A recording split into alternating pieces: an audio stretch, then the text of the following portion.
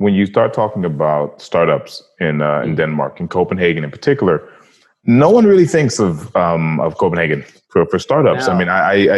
I mean, I've been there, love Copenhagen, have friends that are there in Copenhagen, and I've even worked for a Danish company before. So, but still, if you ask anybody, I think even in Europe, right? I guess unless you're in Sweden or nearby areas, you don't tend to think of startups when it comes to Denmark. So.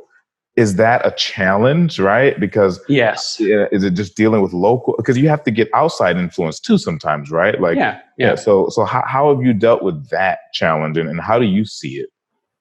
So I came from having spent a bit of time getting myself kind of acquainted with the Stockholm startup scene, and I can say that it is a bit ahead in terms of where Copenhagen is at, where Stockholm is at.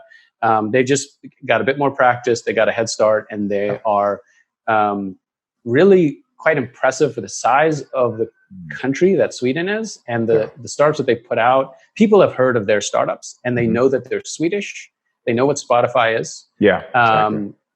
And those are big kind of flagships for them, and I think it's doing a lot for the ecosystem. So the ecosystem really buzzes. You can feel it. You can And when I came to Copenhagen, that wasn't quite happening yet.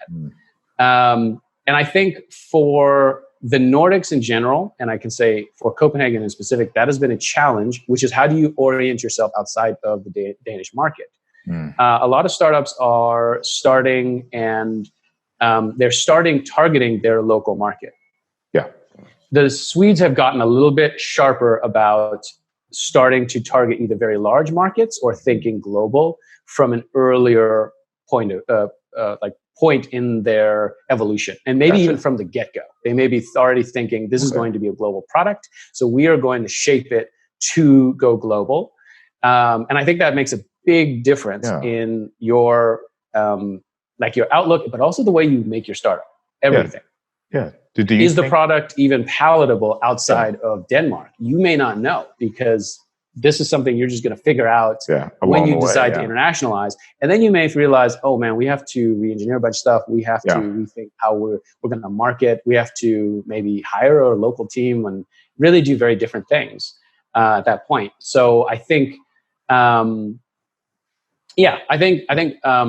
Copenhagen has a bit of ways to go.